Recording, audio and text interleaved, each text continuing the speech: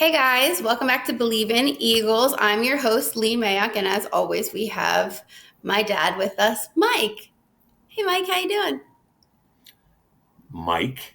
I didn't know. Remember your I was wondering if you were going to let me do that or not. We don't need to go into the story about the guy that. that called me Mike at the Yeah, front door? no, we don't need to do that. This show is brought to you by Bet Online. BetOnline.com continues to be the world's most trusted betting platform and your number one source for online betting. Head to BetOnline today and use promo code BELIEVE, BLEAV, for your welcome bonus on your first deposit. And what better than an NFC Championship weekend to use your first bet deposit with code BELIEVE, huh? Well, what am I going to do, you ask?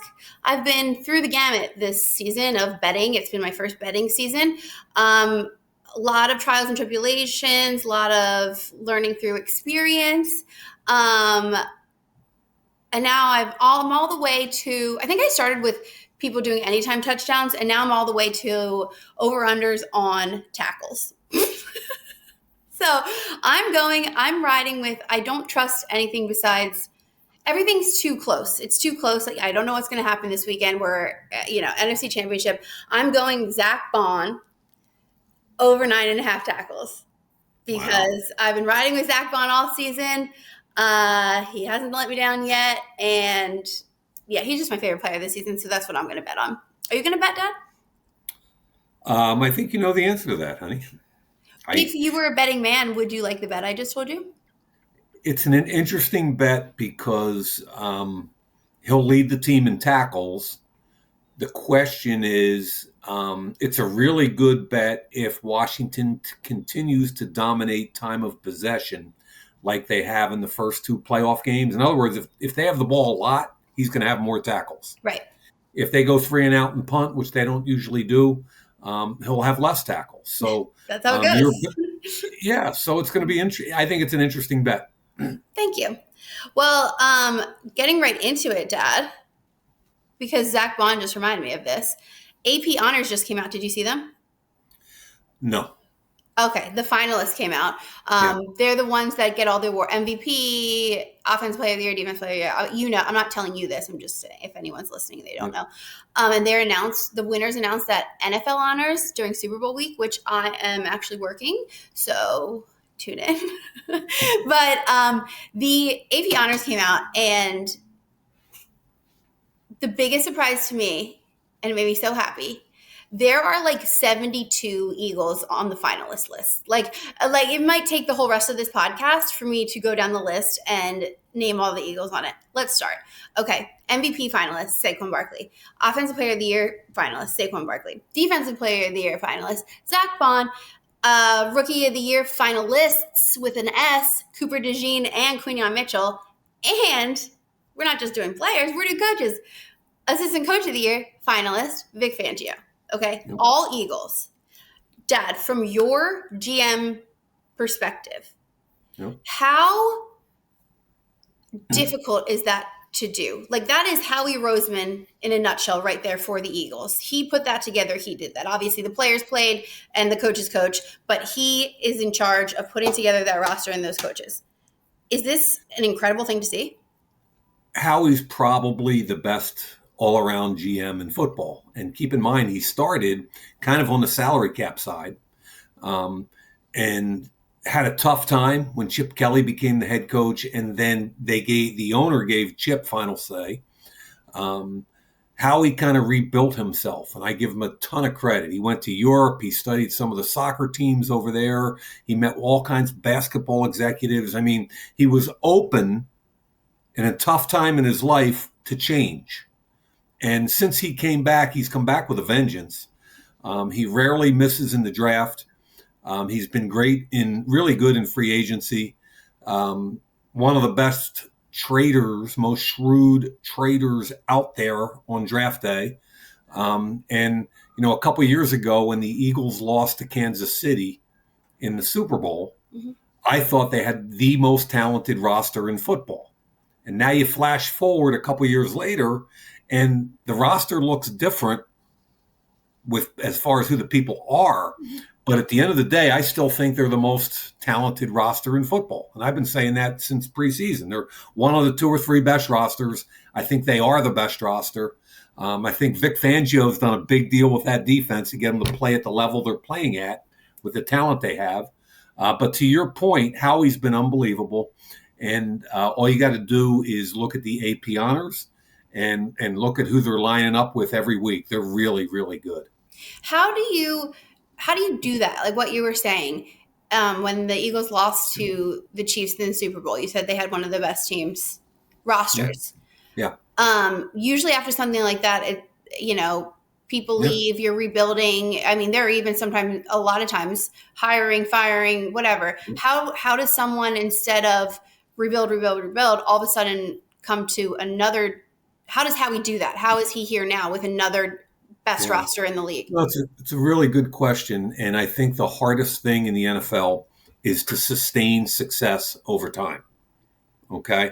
And very few teams do it. Only 5, 6, 7 teams a year really are able to sustain success and stack seasons on top of each other. You and I have talked about Baltimore, how they do it. Pittsburgh's done it. It's really interesting because Washington, the Eagles' opponent this week, did it overnight, and they did it with really good free agency, really good draft picks, and a friggin' dynamic quarterback that's a rookie that's amazing. So that accelerated their process. The key is going to be sustaining it, So to your point, your question about Howie, here's what Howie does. They draft well. They're able to re-sign key players to long-term contracts. He's a whiz with salary cap and being able to kick the can appropriately down the road at different times. He is very good at the deadline. He understands the value of free agency. And here's the key. He's not afraid to miss. Like so many GMs are conservative and afraid. I mean, if he takes a swing and misses at a trade or a free agent, I mean, look at the trade for your wideout, Dotson. Mm-hmm. They gave up, I forget, a 3rd-round pick maybe, I forget. But he took a swing, and Dotson hasn't been real productive. But Howie's not afraid, man. And that's what I love about him. He's so good at everything. They're so good at everything they do, and as far as the roster is concerned, and that's why they sustain success over time. Why is he not afraid? Do you think it's because he knows that ownership trusts him, or because why is he able to not be afraid? I think that's part of it. I think, and I think I'd love to have that conversation with Howie because I mentioned how he kind of remade himself a little bit through the Chip Kelly era, and the owner, which is rare in the NFL, the owner is the one that said, "Hey, why don't you go and I'll," so he's still being paid, and the owner's funding his trips to Europe to meet with all the soccer guys in the NBA. Like, in other words, that was Jeffrey Lurie's idea? It was with Howie. They sat down and said, what's the best way for you to continue to get better? And Chip had final say in personnel, and Howie had to take a step back. And instead of just kind of taking a step back, they went out and intentionally tried to help Howie grow. It's a great story. And I think he kind of came back with a little bit of a different, and this is me saying it. This is not, I don't know what Howie would say, but I feel like he came back with kind of a reborn attitude, very aggressive, not afraid to fail, had a plan and decided he was going to go execute it. And to your point, he had the support of the owner, which is rare in today's NFL. Yeah, and we'll get into that because I have some questions for you regarding the coaching carousel right now. But I just want to first take it back to, we haven't talked about last week's Eagles game yet. Yeah. The snow game, Saquon's snow game. Yeah. All right, what did you, I mean, it's so crazy. I didn't realize how much weather really does affect games. Like, people were sliding off each other. Like, the ball was flying out everywhere. What did you see in that game? I think the most impressive thing about the Eagles offensively is they didn't turn it over. So they've had 2 playoff games now, and the offense has not turned the football over. That's huge. Huge. And by the way, Washington, the opponent this week, is the same. And they are both +6 in turnover differential in the playoffs. In other words, the offense hasn't turned it over, and the defense has generated 6 takeaways. And that's the most important indicator in playoff football. And so both these teams are at a high. So in in the elements, in the weather, not turning the ball over is huge. Right. What worried me offensively is that even though they generated 2 takeaways, right? They were 0 for 2 in the red zone, 0 for 1 goal to go. All 3 of their offensive touchdowns were generated by long runs. Mm-hmm. Jalen Hurts had a 44-yarder, and Barkley had a 62 and a 78. I mean, that's rare. That's friggin' rare. Did you see the video of Saquon's 78-yard touchdown run with just the crowd noise? No. Oh, I have to send it to you. It's one of the coolest things I've ever seen in my life. It's like an NFL Films video, so it's good. But they took away the announcers and literally took away any other sound, just crowd noise. And you see as soon as, like, almost before Saquon breaks free, the whole stadium knows he's gone, and it just erupts. And it's in the snow. It looked so cool. That's really cool. And they make more big plays out of their run game than any team in football. And that goes back to Saquon, which goes back to Howie. Yep. If they don't have Saquon, all these 68-yard runs are 12-yard runs. They get tackled by the safety. He makes the safety miss. I just worry all 3 touchdowns are on 40-plus yard runs. And how sustainable is that? The better the competition gets. So we've talked about this all year. They've got to get more efficient in the pass game. What do you think about Jalen Hurts getting sacked, I think 6 times? Yeah. Last game? What do you make of that? That's what bothered me. I looked at the sack reel a couple times. They had 6 of them. Jalen holds the ball too long occasionally. The right guard, Becton, had a bust, and he also got knocked on his butt on a twist. So there was some pressure, but it wasn't like they were bringing 6 guys. They were mostly bringing 4-man pressure. Jalen has a tendency to hold the ball too long, which we've talked about. Yeah. He took a safety, which was really bad. I had 2 problems with the safety. The ball was on the 8-yard line, 2nd and 6.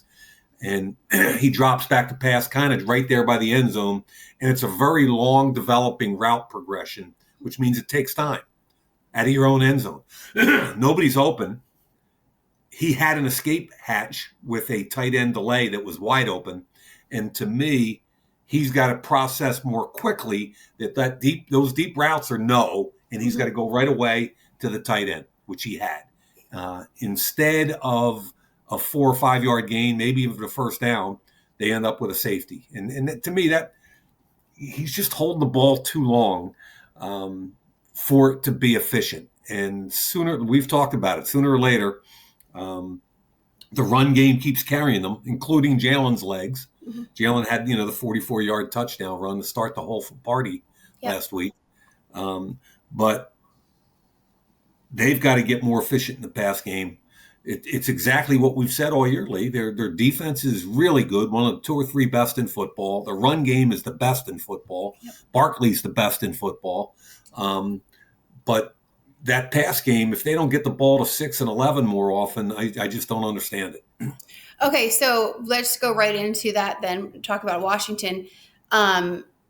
We've obviously seen them twice already, but when I looked back, I feel like it was really hard to use that tape as an indicator of what's to happen. Number one, because Jayden Daniels was still kind of hurt the first time we played them. And then the second time we played the Commanders is when Jalen Hurts got hurt.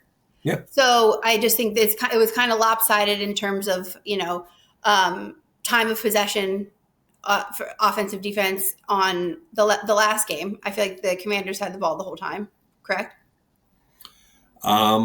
Washington turned it over 5 times. And we still lost? And the Eagles turned it over twice. And the Eagles played most of the game with Kenny Pickett. Right. So to me, those are like not good indicators of what to expect. You think when you play a team 2 times already, your division rivals. so to speak. What do you expect to see out of this game? Like what? Yeah, I mean, what's going on? I truly don't know what to expect. That's also why picking some bets was pretty difficult for me. I mean, they didn't have Jalen Hurts, and they still scored 33 points. Okay, that's a good sign. Yeah, part of it because they were +3 in turnover differential. But I think they can score points on Washington. But I think we need to have a conversation of what Washington is or isn't. You know, and that's what you were saying. Like, they've played the Eagles twice, and like this kid at quarterback is Superman, and he keeps getting better, and I mean every week. Nothing bothers them. I had their games the last 2 weeks. Mm-hmm. I've seen them in person against Tampa Bay, which was a low-scoring, tough last possession game where Superman gets the ball with 4 minutes and 41 seconds left, drives them down the field, converts a 4th down, and kicks a field goal. They kick a field goal in the last play of the game to win 23-20. That was 2 weeks ago. And knock Baker and the Bucs out of the playoffs. Right. Yeah. And they had 69 offensive snaps to 44 for Baker Mayfield. Okay. Then they go to Detroit last week and they win a shootout. They put 45 on Detroit and give up 31. But again, it's a shootout. So let me give you some observations as I watch their games and watch their tape, and just here's what they do on offense. Okay. They dominate time of possession with long drives. I mean, they're really well coached. Dan Quinn's outstanding, and they play complementary football. And what that means is whether it was a shootout or a low-scoring game, their offense, Washington's offense, dominated the game by not having to punt. So in 2 games, they punted 1 time, 0 turnovers. The quarterback had 1 sack. So what does that tell you? In 2 games, no turnovers, 1 sack, time of possession. They're not taking negative plays, okay? And they're holding on to the football. They had a 10-minute time of possession advantage against Tampa, and an 8-minute time of possession advantage against Detroit. So what happens is their defense, Washington's defense, which isn't that good, isn't playing that much because the offense is on the field. Right. Okay? Yeah. So they dominate time of possession. This is the other thing I think Eagle fans have to understand is they don't want to punt. They're a 4-down team. Okay. I mean, they go for it on 4th down. They were the best 4th down team in football all year long, and that's because of Superman. Okay? Dan Quinn. And Dan Quinn, right. So, I mean, on 4th down in the 2 playoff games, they're 6 for 9. Okay. So, like against Tampa, 4th and 2, Jayden makes 4 people miss on a 3-yard gain. A 3-yard rush doesn't look like anything in the box score, but on 4th and 2, a 3-yard gain is huge, and it extends the drive. So it's really hard to get the football back from them. So I tell you, I think Philly can score, but now the pressure goes on the Philadelphia defense. Like, you can't let Superman do what he's done the last couple of weeks. Okay, you got to get the ball back to your offense, and therein lies the challenge. Okay, their last meeting. How do you think Eagles defense was against Superman and the Commanders offense? Here are the numbers. Okay, last weekend. I mean, it's funny because I knew we'd be talking about it. The problem that last game was Jayden Daniels. He was 24. He had 258 yards, 5 touchdown passes. Okay. Okay. He threw 2 you're saying interceptions. the problem was him, meaning the problem for the Eagles was him. Oh yeah. Oh yeah. Okay. Superman's not a problem except for the other. I don't think anyone's questioning that. I think we all know it's Jayden Daniels we have to be worried about. But my point is, you asked about the last game and how the Eagles defense did, and it starts with a conversation of Jayden Daniels. Right. Because, like, in the run game, they shut everybody else down. But Jayden Daniels had 9 carries for 81 yards. Oh, my gosh. Okay, so nobody else had anything. Okay? Yeah. So he was sacked 3 times and he threw 2 interceptions. He's not doing that anymore. Okay? He's gotten better. He's taken better care of the ball. That's crazy, too, because that wasn't even that long ago. I know. That was at the end of the regular season. Look, this kid just amazes me. I stood behind him last week when he was warming up. on the field, just not in his pads, just in shorts and a t-shirt, warming up before the game. And I stood 10 yards behind and watched him throw. And he was throwing like 20-yard comebacks. And he was giggling and laughing with a couple of his buddies. And meanwhile, the ball's going zing, zing, zing, zing, like right there. Yeah. And the most impressive thing about him is his demeanor. He comes to the sidelines after a touchdown. He's giggling and laughing with his guys. He comes to the sideline after a bad series. He's giggling and laughing with his guys. I mean, he's like this. He just loves ball. It's like a pickup game in the backyard. He's like, yeah, let's go. Let's go win it. And pressure doesn't seem to bother him, which is amazing. And so dangerous if you're facing him. So, I mean, you got a head coach in Dan Quinn that is a master at situational football. You've got a rookie quarterback with no turnovers in the playoffs. He's not taking negative plays. Plus, he's still making all the big, huge plays. I told you I think Philly's offense should score some points, but they got to have the ball to do it. So really the key to me, Lee, is Philly's defense has got to do a better job than everybody else on third down, fourth down, and in the red zone. Okay. Like the key situational parameters, they have to win. And that goes without saying that turnovers is the biggest deal. I mean, if they can turn them over, it's awesome. Right. And I don't know which way the turnover thing's going to go because both teams have not turned it over yet. So that might be it. That might be whoever turns the ball over less or forces more turnovers, forces more. It's typically the biggest indicator of win-losses in the regular season and the playoffs. And I thought the biggest indicator was on the line of scrimmage. Well, the other indicator is quarterback play, part of which is because of line of scrimmage. Yeah. And that's what your grandfather would say. Yep. The offensive line, defensive line. How do you think I knew about that? Yeah, Pop. Yep, exactly. Pop. Okay, so basically we're saying the same thing that we always do. Take care of the football. Yeah. Trust your wideouts that they're going to make the 50-50 ball, Jalen. Get the ball out of your hands, Jalen. And don't let Superman Jayden Daniels beat us. Yeah, which is the wild card, right? Yeah. Because so you can talk about coaches talk about rush plans. How do you rush quarterbacks, right? And when you get a scrambling quarterback, your rush plan's a little bit different. Mm-hmm. So no matter how different it is or how good it is, Superman sooner or later is going to find a hole and look to exploit it. And that's what they do, whether it's Lamar Jackson or him or Josh Allen or Patrick Mahomes. Okay, wait. So that takes me to the next thing. What I don't know, another game I'm predicting an Eagles win here, but I don't know what to expect Bills Chiefs in the AFC Championship. What do you think? I haven't studied them as much as these two teams because I haven't had to do one of their games, but I've seen enough crossover tape and TV, and my attitude is the same as it was when the Eagles played Kansas City 2 years ago in the Super Bowl, and the Eagles were up like 10 or 14 at half or whatever it was. I forget the score. But all the Philly fans were jumping around. I'm like, listen. I was there. Andy Reid, Patrick Mahomes. I'm just going to give you two names. Andy Reid, Patrick Mahomes. Now, Josh Allen's in the same conversation as Patrick Mahomes, and Sean McDermott's a great head coach. But until you've been able to do it, I still give the nod to the Hall of Fame coach, Andy Reid, and the Hall of Fame to be quarterback. And I think they're on a quest to be the first team ever to win 3 consecutive Super Bowls.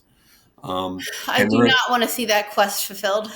Well, and they're at home, right? So I love what Josh Allen's done this year. I think he's had his best year. I think Josh Allen's been just freaking money all year long. People didn't think they had it. They got rid of Stephon Diggs and all these conversations. To me, I think he's had his best year. I think their defense is better than people thought, and they're going to they could go in there and win. I don't think they're scared of Kansas City. Well, they beat them already once, right? Yeah, but the history is they beat them in the regular season and they lose in the playoffs. I did their game in Buffalo last year, the KC Buffalo game, and Josh Allen played his ass off, and Patrick Mahomes was just as good. And at the end, the guy that made the mistake was Josh. Mhm. So I really am fired up for that game. I can't wait to watch it. But you're leaning Chiefs, you think, a little bit? I just would never bet against You can't. Andy Yeah. and Andy and Pat in a game like this. Yeah. But I mean, hey, now's the time to beat them. Who else is even on that team? Travis Kelce, obviously. Lee, What? I mean, Okay, I'm sorry. I'm over them. right. Yeah. So what do you want to talk about their fits getting off the bus? No, I'm over them in general. Like, I want them out of the playoffs. I know that. I was just Okay. teasing you. Okay. But I do want to talk about the coaching carousel before we go. First of all, John Spytek has officially been hired by the Raiders as their new GM. He is in your old seat. He took your job, so to speak. Is that how do you find that fit to be? Obviously, there's big Tom Brady ties, which lends itself to having us all believe that Tom Brady does have as much say as everyone's speculating. Yeah. Well, I don't think there's any doubt that Tom has a major voice with the Raiders right now. John Spytek is really, I mean, his resume is very, very good. Oh my gosh, wait, since you said that, it's crazy. So I looked him up and I looked at his resume, and it was like a textbook example of what they tell you should do to get to be a GM. It was like intern, scouting intern, regional scout, pro scout. Like it was exactly what they say the way to do it is. And it's, I mean, and it's like 20 years long, it spans like 20 years, and he's only 44. Like it was just wild. You could see the career trajectory. It's what everyone that goes into that field that wants to be a GM or front office, his resume is what they say yours has to look like for it to be possible. I was like, oh. Well, it's a very true statement. I was counterintuitive to all that for me being hired. Obviously, I was different. Yeah, and I think a lot of people are different, because you had a way different one, and then a lot of people have, like, I don't want to say friends, but friends. Like, you know. Well, no, I don't even mean that. I mean, like, mine was a different journey. And Howie Roseman, came from the salary cap side. Yeah. There are different ways to come to that seat. At the end of the day, John Spytek did it traditionally and has a really good resume. And you mentioned that Tom Brady. I mean, he played college football with Tom Brady. Michigan, yeah. And also, when Tom Brady came to Tampa Bay to win a Super Bowl, he was there. He was there with him. Yeah. And so Tom Brady has an affinity with him, or a relationship with him, from college and in the NFL, winning a Super Bowl. And I think that tie is really strong, probably. Clearly, yeah. However, I don't think Tampa Bay gets enough credit. Jason Light is their GM. I saw him before the Washington game on the field, and I told him that. I said, I don't think you guys get enough national credit for what you've done, because they went all in on Tom Brady, took huge salary cap hits, and when they won the Super Bowl and Tom left, they were left with a horrible salary cap situation. Everybody thought they were going to suck for the next 5 years, and they basically haven't missed on a draft pick, and they've rebuilt on the fly a really good, young, aggressive football team. They found the answer at quarterback with Baker, so he's been part of that success, and that's important. So I think the biggest challenge right now for anybody with the Raiders is you don't have a quarterback, and you don't have a clear path to a quarterback. You're picking number 6. So the biggest challenge is just going to kind of be, how do you fill that? How long is it going to take to get the right guy there? You also don't have a head coach yet, right? Yeah, it didn't surprise me when Ben Johnson took the Chicago job, because if you're a good young offensive coordinator, I don't know why you'd go to a team that doesn't have a quarterback or a clear path to a quarterback. Caleb Williams is as talented as Jayden Daniels. I had the same grade on both of them coming out a year ago. They're both really gifted. So you probably want to go to Chicago and work with that gifted young kid Mhm. and help him elevate his game, and then you got a chance. Right. Do you have any idea have you heard anything about who the Raiders would want? Is there anyone on like the coaching list that you would see John Spizek wanting to have as his head coach? I don't know. They've They were interviewed a talking bunch. about Pete Carroll. Yeah, Hmm. Pete would bring instant credibility. Again, it doesn't answer the quarterback question, so Pete would look at it and be a little nervous unless Tom could convince him that, at number 6, they're going to move up. Or, I mean, the hard thing, Lee, is last year was an atypical quarterback draft class, like 5 or 6 legit guys. Yeah. Bo Nix came out of nowhere to play at a high level. I didn't have a good enough grade on him.